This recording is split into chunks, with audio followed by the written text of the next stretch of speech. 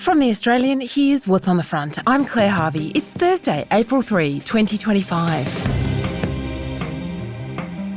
It's T-Day for the global economy, with exporters around the world waiting to find out who will be smashed by Donald Trump's sweeping tariffs.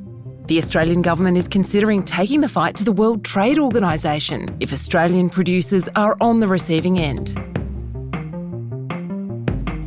Another day, another candidate for Victoria's Chief Police Commissioner. The acting top cop has declared he doesn't want the job. And now a former senior officer, Sir Ken Jones, has put his hand up. That's an exclusive, live now at theaustralian.com.au. What's going on with boys? A new study shows boys slipping further behind in schools as debate about the mental health and online influences of boys dominates the culture, with Netflix's smash hit series Adolescence. Today, how young men became the focal point of a society's anxieties. Netflix has made its hit series Adolescence free to watch for secondary schools in an effort to help pupils understand the impact of misogyny and the dangers of being radicalised online. It addresses the very real dangers of knife crime, misogyny and online content. Girls are now outpacing boys in the classroom, and it's having long-lasting effects. The performance gap between boys and girls has widened nationally since 2016. Boys.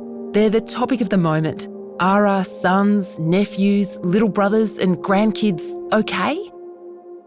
While the adult world is still distinctly male-dominated, from earnings to representation in Parliament to CEO jobs, there's a shift in the younger years, with reports showing boys and young men are falling behind girls and women at school, in universities and in early career earning potential.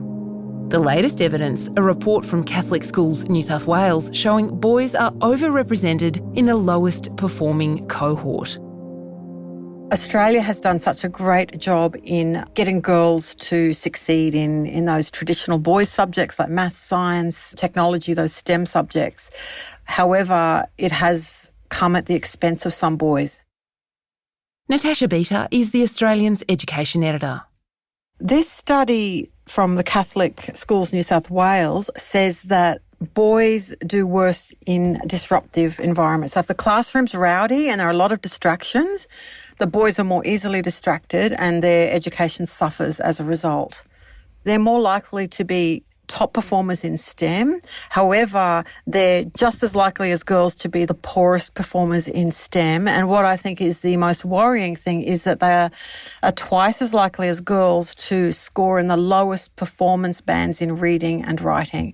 Now, that is fundamental to every part of your education. So if boys aren't learning to read and write really well in primary school, they are going to struggle in all other subjects.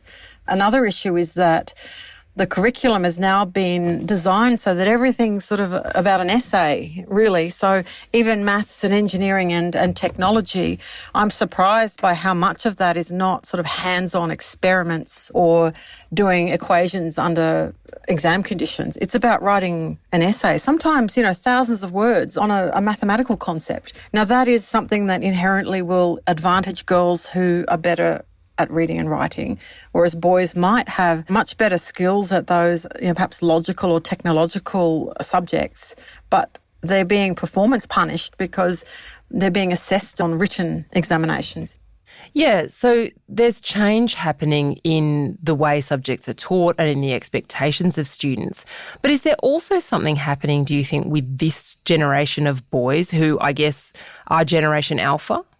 Look, I think part of the issue is that schooling in particular is a very feminised profession, and boys need male role models. They need really good adult role models. Unfortunately, a lot of them are finding them on the internet. So the Andrew Tates of the world, the conspiracy theorists, the misogynists. I think being a female would be a disaster. I mean, what do you really do? You get a guy, you love your guy, maybe you get some nice meals, you buy a handbag, you get pregnant at the end. There's no conquest. There's no domination. This is very worrying because boys weren't exposed to that in previous generations because they would be exposed to their own family members or their teachers or their footy coach, etc.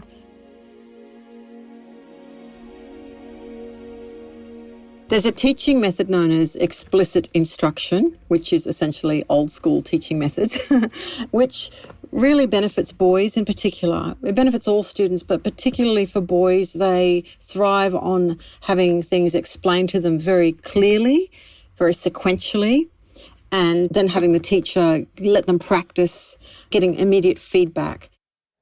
There's a lot of information here. Let's step through it slowly and make sure we digest everything properly, pardon the pun. You've got 100 kilograms of potatoes, which are 99% water. Now, I got a really great question. This is Eddie Wu, a New South Wales high school maths teacher who puts his lessons on YouTube. He calls it WooTube and has nearly 2 million subscribers. Okay, now hold on a second. Wait, year 8. You're still not quite there yet. His engaging style, credited with transforming the education of countless kids, is fun and effective because he's clearly the teacher. He's not asking the kids to work it all out for themselves. He's teaching them how to get to the answers. Some of you are there, but others of you are not, so I want to make sure we all get there together, okay? They're left out to dry. This is very important for children's learning. It's something that the Coalition, the Federal Opposition Education spokeswoman, Senator Sarah Henderson, is adamant that every school must be compelled to use explicit instruction. It is up to the states and territories to do this. It's slowly gaining traction. I think the dominant teaching method of the past couple of decades, which is choose your own adventure, here's a problem, you go off and solve it on your own and ask any questions that you might have, that does not serve a lot of children, and particularly for boys, it's disadvantaging them. One of the things that has changed in schooling since, say, I was at school, maybe you were at school, Natasha, is that discipline has changed. So once upon a time it was corporal punishment, then it changed to being about exclusion. You know, that if you did the wrong thing, you were sent out of the classroom or maybe you were suspended. We hear teachers saying that they don't feel empowered to actually discipline kids anymore. Is that part of the picture with boys, that perhaps they responded better to a much more binary form of classroom management? Look, I've just spoken to a principal who was telling me about the importance of structure, routine, boundaries and consequences for boys even more than girls. And he is saying that they thrive in a structure when they know what they're supposed to do. If they step over the line, there's a consequence. Nobody wants to bring back the cane or corporal punishment. I think they were horrible times. However, the pendulum has swung back the other way, and we have some very entitled parents out there who will automatically take the side of their child. They will threaten to sue teachers or schools. They will become physically violent. They'll punch teachers or principals. I think it is just shocking. They should be standing behind the teachers and giving the teachers the authority to manage classrooms. Another issue, I think, though, is it inherently is with the curriculum that we have a curriculum that rewards sitting still and looking straight forward and being quiet the whole time. It doesn't reward doing things with your hands or asking lots and lots of questions. Coming up, are all boys' schools doomed? And will education shift any votes at the federal election?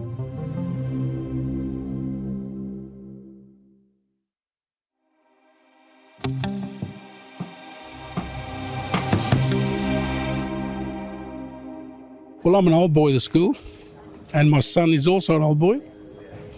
And the intention was always that I'd have a grandson. But I won't bring him to a co-ed school.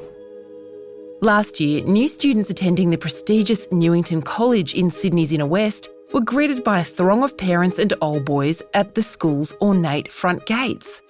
But it wasn't the welcoming committee, it was a protest.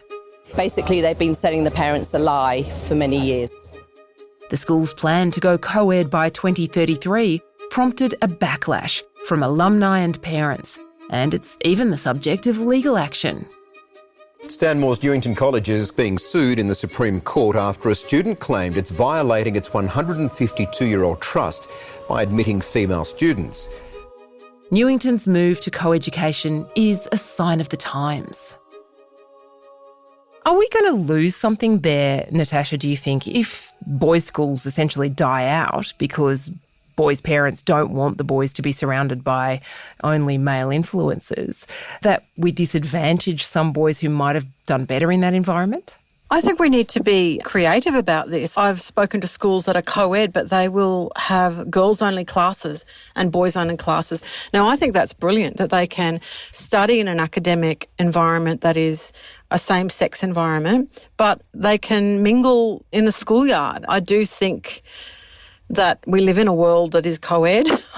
It can be quite artificial to segregate boys and girls, and I do think that it's healthy to learn how to get on with the other sex.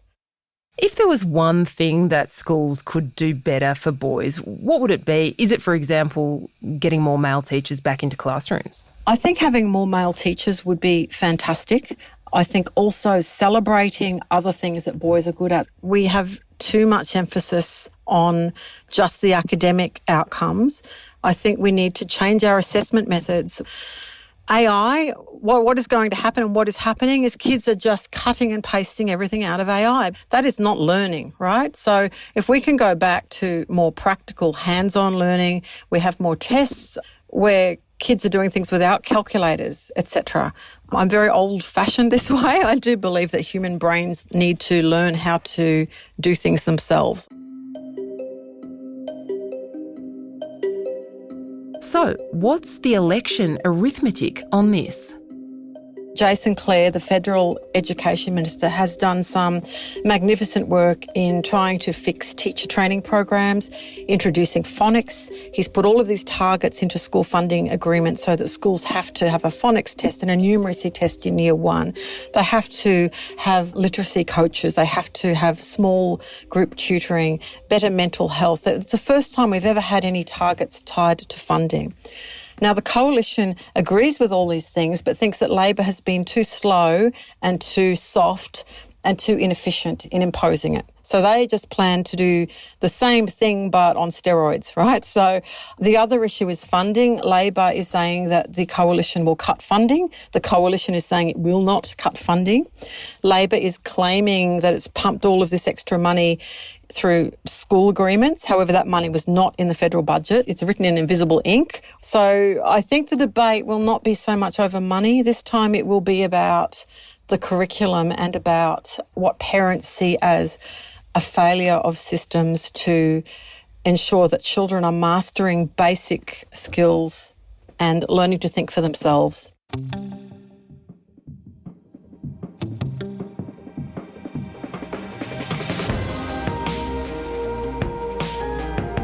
Natasha Bida is The Australian's education editor.